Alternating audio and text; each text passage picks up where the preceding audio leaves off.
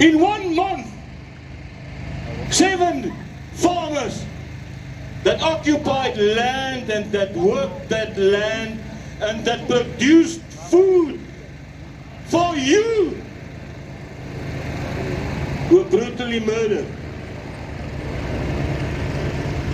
And then we get the impression that when a man like Brendan Horner got murdered, a young man that had a future in front of him got murdered, then we got the impression that the minister give privileged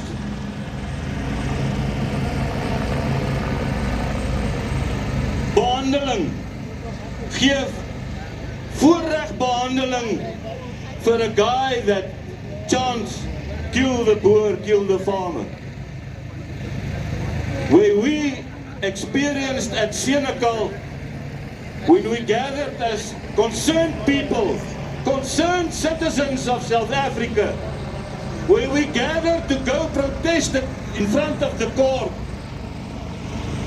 where we gathered to protest in front of the court, the police guided Mr. Malema into the stadium with 20 police vehicles. Taxpayers' money that was used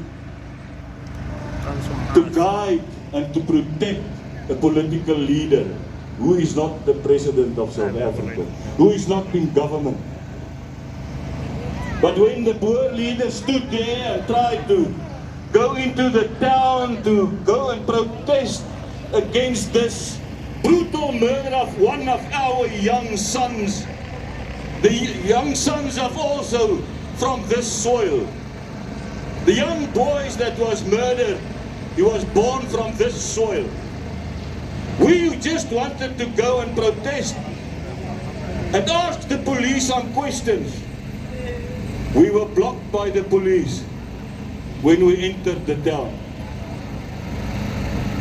Then Mr. Cele sat next to Mr. Malema in a court, knowing that Mr. Malema is not opposing the murders of white farmers.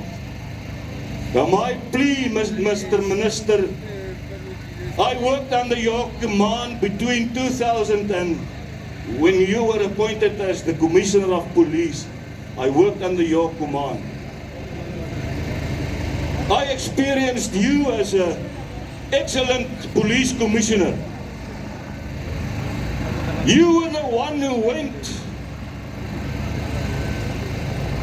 on public media, declared war against criminals.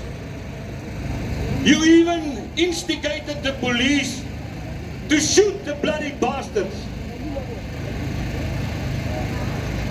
You declared war against criminals.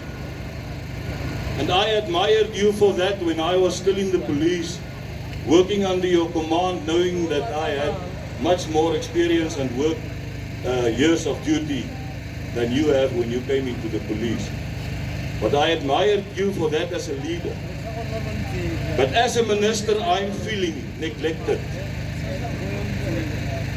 We feel rejected when political leaders incite the killing of the Boers and you do nothing about it. We feel neglected, Minister, of organizing escorts for people who incite violence against a certain race. And therefore, Minister, I, as the leader of the Boer Legioen, extend a hand, and I think I extend the hand of a lot of police and SANDF veterans to join in the fight against crimes as civilians now. We are civvies now. But I think we can contribute a lot towards the fight against crime, especially the fight against crime in the rural areas, which left a vacuum when you disbanded the commandos back in 1999. And we don't say bring back the commandos. We formed organizations, and there's lots of private organizations being formed that can fill the gap. That can fill the gap to police and to maintain law and order in the rural areas. And we extend a hand. And my question and my plea to you is, Mr. Minister, don't clap away there. Don't treat us because we are white and because we come from a former dispensation. Don't treat us as the enemy because we are not the enemy. We are fighting against the same enemy. And the name of that enemy is not politics. The name of that enemy is not black people. The name of that enemy is not white people. The name of that enemy is not Indian people or colored people.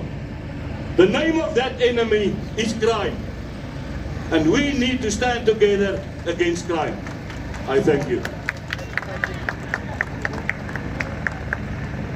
Thank you very much, South Africa.